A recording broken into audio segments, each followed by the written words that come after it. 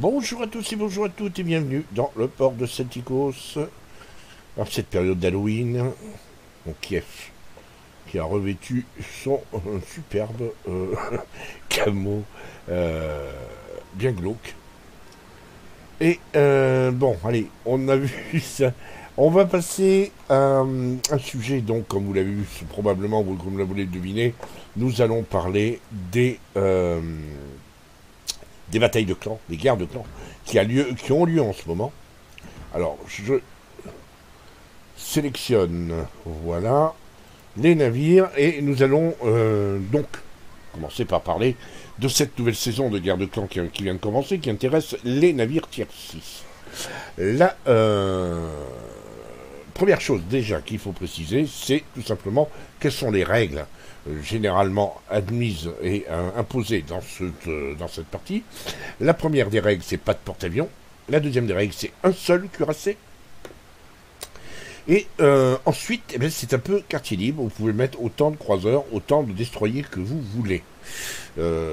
Globalement, on peut généralement dire qu'il y a deux tactiques qui se dégagent dans la mesure du possible, que j'ai croisées dans ces batailles de clans.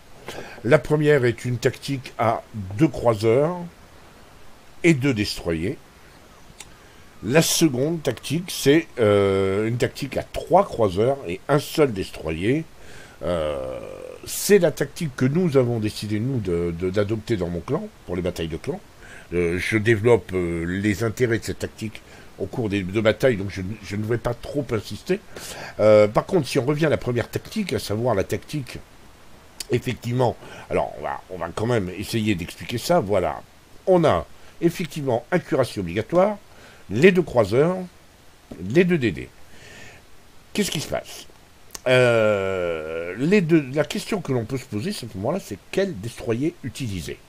Il semble évident, c'est une raison absolument logique, qu'il est intéressant d'utiliser les 2 types de destroyers possibles, à savoir le destroyer polyvalent, le contre-torpilleur, c'est-à-dire on va aller chercher dans le contre-torpilleur ou le gunboat, le russe ou l'américain, plus un destroyer qui sera plus un torpilleur. Donc, voire l'allemand éventuellement, l'anglais avec leur torpille à 8 km, ou le japonais évidemment avec des torpilles à 10 km, et ce qui est quand même et une très bonne furtivité, ce qui est quand même le plus intéressant. Ça, c'est en cas où l'on fait la tactique à 2 destroyers. La deuxième tactique, je le répète, donc cuirassé, 3 croiseurs et un destroyer. Là, j'ai testé plusieurs, et je continuerai de tester pour les prochaines batailles de clans, d'autres options en termes de DD. J'ai ma petite idée, d'ailleurs, sur les prochains DD que j'utiliserai.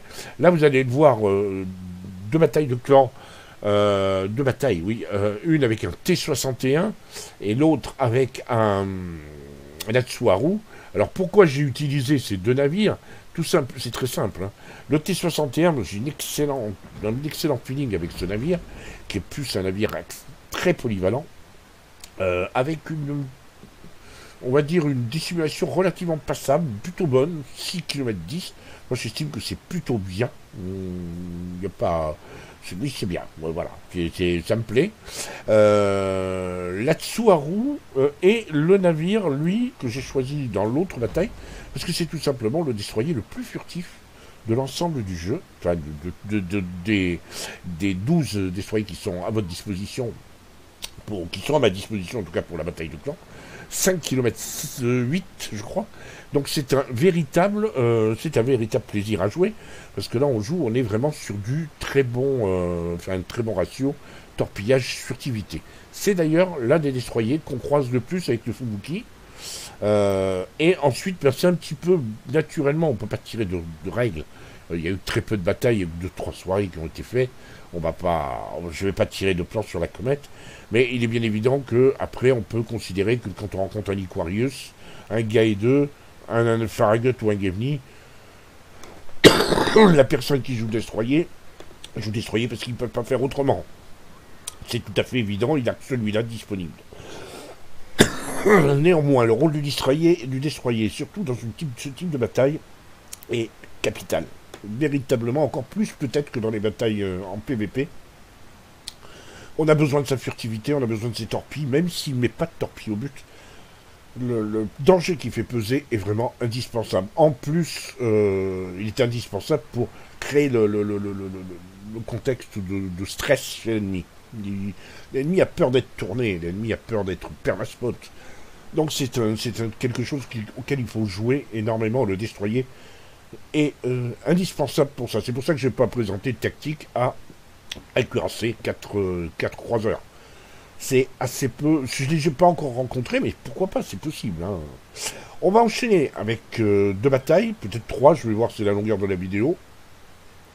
Et j'espère que ça vous plaira. On verra 2 types de tactiques. On verra comment... Ces 2 batailles ne sont pas là pour me faire reluire et pour me faire plaisir et que tout le monde se dise que je suis un génie du destroyer. C'est pas du tout le cas. C'est juste pour vous prouver que que la tactique à 1 destroyer est viable, est tout à fait viable, alors qu'on rencontre très souvent une tactique à 2 destroyers qui semble être intéressante, puisque c'est quand même 2 fois plus de navires furtifs. Personnellement, je préfère la tactique à 1 seul destroyer. A tout de suite en bataille.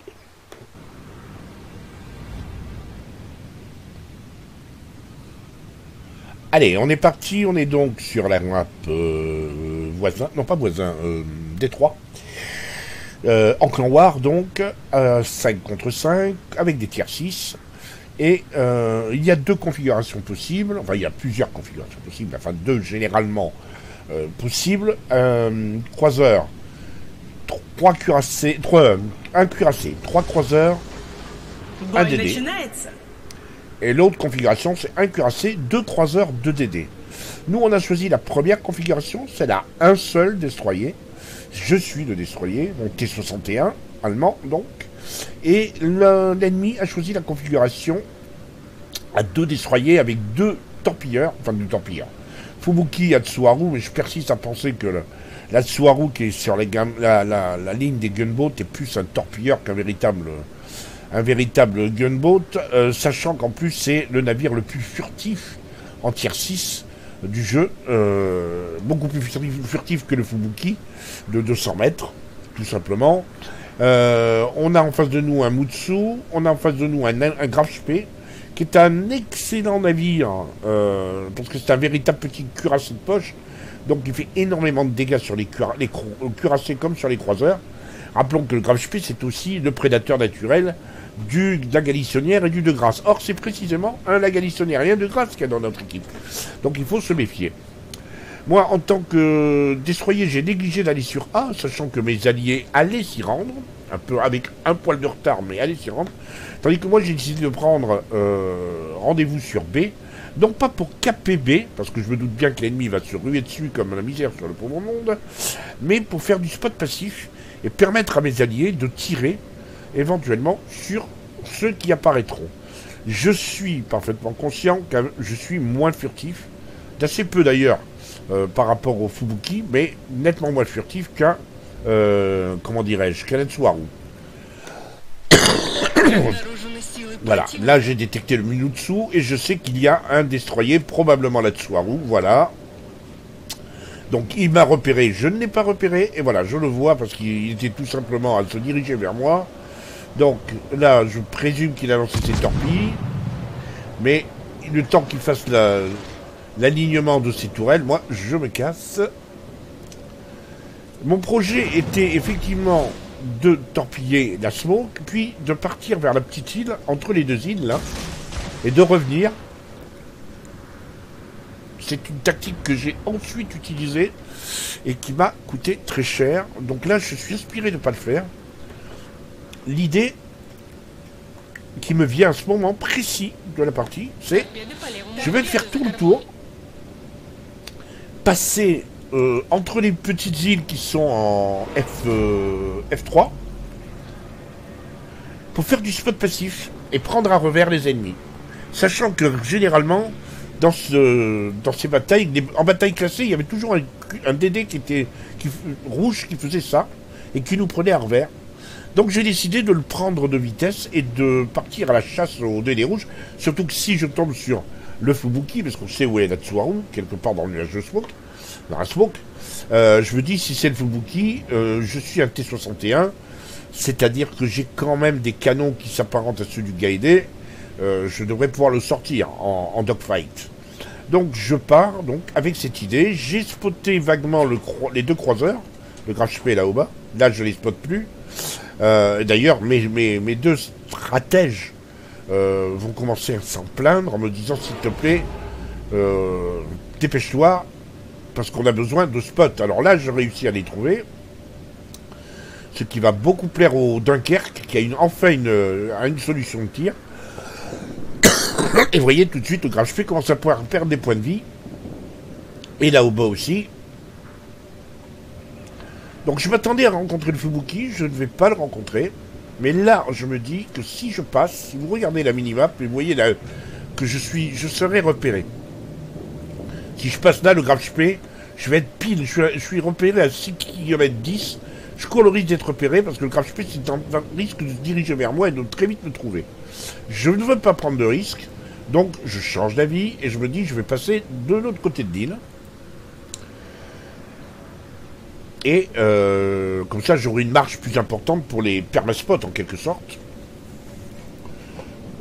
Là le Graf Spee vient de prendre très cher encore. Parce que je les permaspots, mine de rien. Ils sont assez inquiets. Mais je les... Et là je vois que les deux navires, Graf Spee comme un Oba, sont en train de dire on en a assez de prendre des coups. On part. Mais ils partent vers moi. Et un des stratèges me dit à tous les coups, ils vont faire le tour par là où je voulais passer, et ils vont essayer de nous prendre à revers. Et comme Polon, sur son peur, c'est en train de prendre très cher, il lui reste plus beaucoup de points de vie, on l'a vu là, hop, on va le revoir. Vous voyez, il lui reste 8500 points de vie sur 27 000, c'est quand même pas lourd. Moi j'ai décidé de faire demi-tour, et d'intercepter le Graf Spee, s'il lui vient la fantaisie, de venir... D'autant qu'on voit le Fubuki, donc le Fubuki, on sait qu'il viendra, il passera pas. Donc s'il prend la fantaisie au Graf Spee d'essayer de contourner Polon, eh bien je vais l'intercepter en espérant que les choses se passeront bien.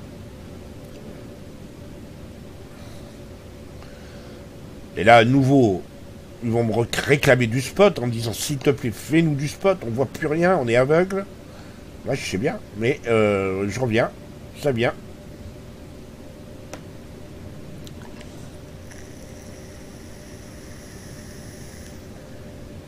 Là, je me dirige, je sais que le Graf Spee est dans le coin. Forcément. Et le voilà. Là, j'attends qu'il affine ça. Voilà. Et je le sors. Là, au bas, qui a pris très cher, lui aussi. Hein. Pareil, j'attends qu'il fasse semblant de tourner à droite et qu'il aille à gauche. Et je l'en fais de torpille. Je prends très cher aussi. Mais je le sors. Et voilà, 2-3 heures en moins d'un coup. C'est pas une frappe double, mais voilà.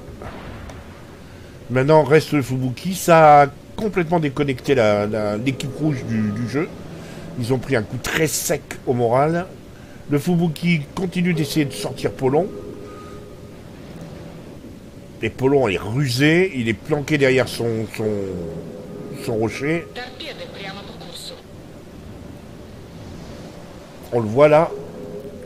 Hop, on le voit. On voit les torpilles du Fubuki. Polon. Le Fubuki veut Polon. Le problème, c'est qu'il ne s'attend pas à me voir arriver. Il pensait que j'allais faire demi-tour et que je passerais par là où était passé. Enfin, à l'opposé de là où était passé le Graf Spee et là au bas. Et là, il va commettre une erreur parce que Polon recule. Et il commet une erreur. Il veut s'obstiner à passer. Et moi j'ai lancé mes torpilles parce qu'elles sont déjà revenues. C'est le bon côté du T-61, le reload est très rapide par rapport aux japonais. Et je suis déjà opérationnel. Et voilà, 3e kill. J'ai beaucoup de chance. Je croise Polon, j'évite de lui toucher les fesses parce que ça se fait pas entre coéquipiers. Et bah, la game est finie quoi. Là-bas, la galissonnière de Falco est à la poursuite de la Tsuwaru qui a essayé de les contourner. Et là, le Nagalissonnière est un super chasseur de DD, et Falco va le prouver. Il reste que le Mutsu qui est embarqué là-bas dans un détroit super étroit. Voilà, le Nagalissonnière. Et boum, on voit la vie de la Tsuharu qui descend à toute allure. Et voilà, Falco le sort à grands coups de canon. Reste que maintenant, il n'y a plus grand chose à dire. Hein. On va caper B, Polon et moi. Polon va continuer sur sa route pour aller caper, comment dirais-je, C. Là pour l'instant il se met dans un nuage de fumée parce que le Mutsu a encore une solution de tir sur cet angle-là et qu'il n'a pas du tout envie de se faire sortir. Ce serait quand même un joli coup pour nous, non seulement de gagner aussi nettement, mais en plus de gagner sans perte. Ce serait sympa. Alors la configuration à un seul DD pour moi est bien meilleure que celle à 2 DD parce que on a privilégié au spot, on privilégie la puissance de feu. Alors évidemment, vous allez me dire, un Galissonnière, un de grâce, la puissance de feu, ouais, mais il met meilleure puissance de feu qu'à la Tsuharu. Et n'oubliez pas qu'il y a possibilité d'un Budioni, d'un Nuremberg, d'un Leander, d'un Perth, ça fait quand même beaucoup, et tous ces navires-là, d'un Aoba bien sûr, ça fait quand même beaucoup de croiseurs qui peuvent être... plusieurs combinaisons de croiseurs, de 4 croiseurs qui peuvent être associés, avec un seul DD, mais il faut que ce DD soit très furtif. C'est pour ça que par la suite, je vais privilégier la Tsuharu, qui est furtif à 5-9 à peu près.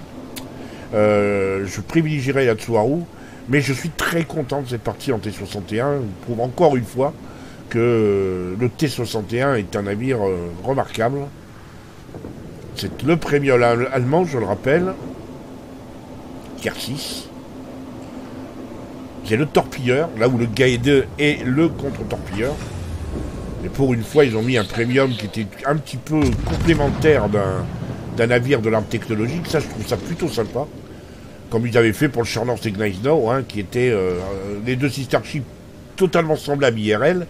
Mais ils en font des navires très complémentaires, puisqu'ils n'ont pas la même configuration de canon. Là, je vais me faire sortir, il n'y a pas de suspense. Voilà, j'essaye de couler le Mutsu. Voilà, il me sort, mais dans la foulée, le Dunkerque de Mori coule le Mutsu, fin de la game. Alors, pour cette deuxième bataille, nous sommes sur la map Trident. La composition est assez proche, même si les pilotes ont légèrement changé, puisque c'est Falco qui est passé sur le Dunkerque. Nous avons Rondo, Thomas qui sont sur un de grâce, l'autre sur un Graf-Spee. Donc on assiste à l'arrivée du Graf-Spee dans notre équipe, un Graf-Spee qu'on rencontre pas mal en bataille de clan. Et Polon a gardé son Perth, et moi j'ai troqué mon T61, qu'on a vu dans la bataille précédente, par un Atsuharu. Pourquoi? L'Atsuharu est beaucoup plus furtif, 5 km 8, au lieu de 6 km 10 pour le T61. La tactique reste la même, un seul DD, donc je fonce vers B, avec l'idée de faire du spot passif. Et je suis accompagné de Polon, que l'on voit ici, juste derrière moi.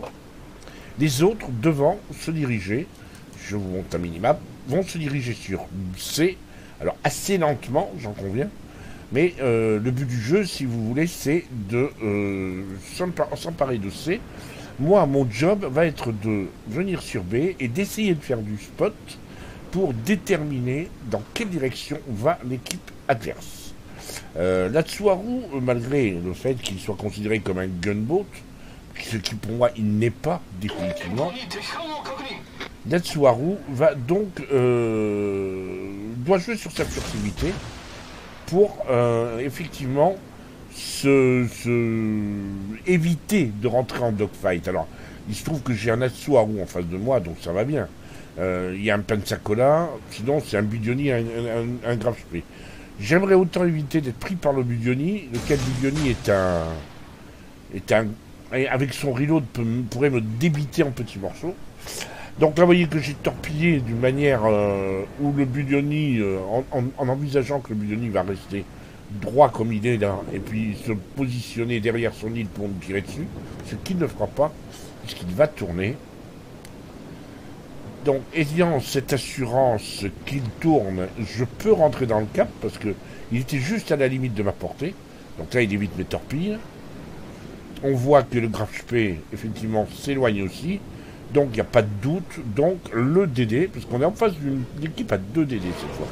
Le DD, c'est-à-dire la Tsuharu, est bien parti sur le cap A. C'est même probablement lui qui a capé, d'ailleurs, puisque aucun autre navire n'est dans le cap. On les voit tous, désormais, sauf le DD. Donc, ce que je fais, c'est tout en capant B, pendant que j'ai un allié que l'on voit là-bas derrière, rando sur son de grâce, qui est en train de caper C, tranquillement, sans contestation possible. Moi, je continue à essayer de faire du permaspot, et je vais chercher notre Tsuharu. C'est-à-dire, en fait, je ne vais pas le chercher, voilà. Je fais en sorte de fermer la route, et j'empêche la Tsuharu. En fait, je vais le spotter et inviter ainsi mes collègues à m'aider à sortir la Tsuharu, ce qui, bien sûr, tout de suite, vous voyez, Polon commence à tirer dessus. Évidemment, moi, la Tsuharu me tire dessus et me enlève des points de vie. Donc il va falloir que je joue un tout petit peu mieux. Voilà. Je redonne la main à mon commandant.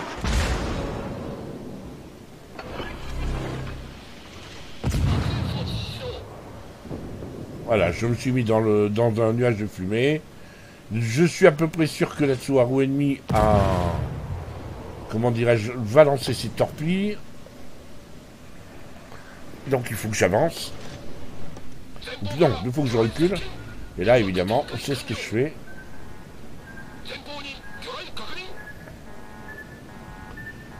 Voilà. J'ai évité les torpilles. Maintenant, il faut que je sorte. La position de mes alliés fait qu'ils ont le... Comment dirais-je, ils bloquent complètement la sortie des rouges de ce côté-là, au sud. Là, je me dis qu'il faut que je sorte à Tsuharu. Il faut qu'on sorte à Tsuharu très vite. Là, vous voyez, c'est... Bon, voilà, c'est vrai qu'il prend cher, la Tsuharu. Voilà. Et un de moins. Finalement, j'ai perdu un peu moins de la moitié de ma vie. 4000 points. Mais on a détruit le DD ennemi, qui était quand même très furtif. Mes alliés, eux, vont prendre position de B, s'installer de manière fermée définitive sur B.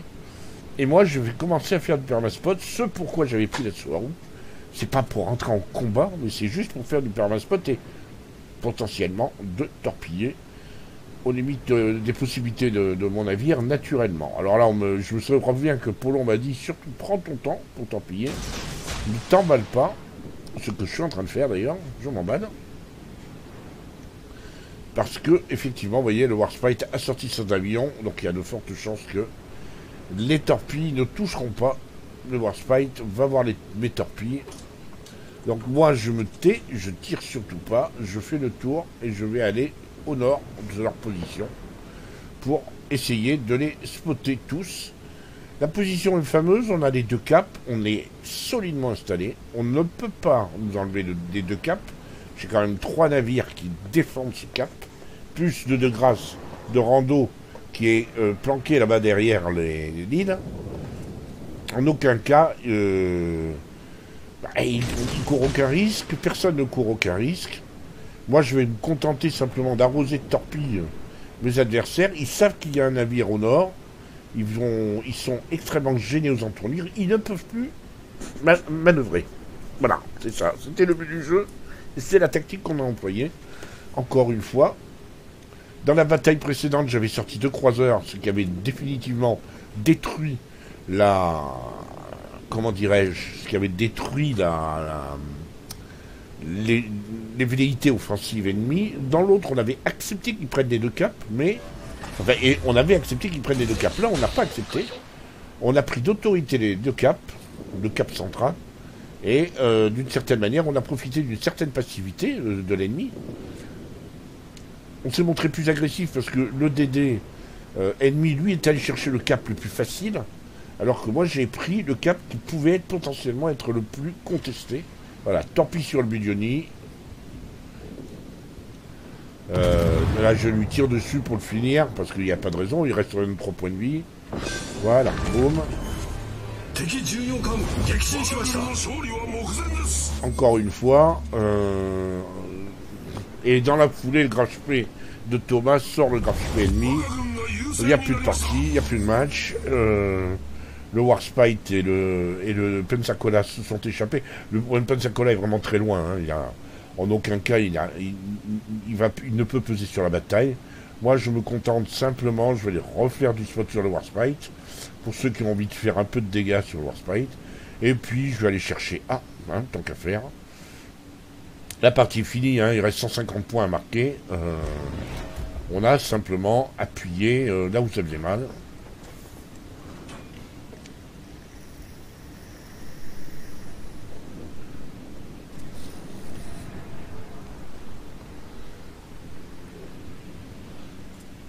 Voilà, je rentre au moment même où le Warspite sort de sa... Alors je redonne le Warspite qui de toute façon ne fait pas le... Il est en train de s'éloigner, d'une part. Les torpilles assez lentes, hein, elles font 59 nœuds, je le rappelle. Peu de chance de le choper. Vous voyez qu'il a mis ses tourelles de telle manière qu'il puisse me viser s'il me voyait. Mais bien sûr, je ne vais pas m'amuser à me faire voir. Ce serait ridicule.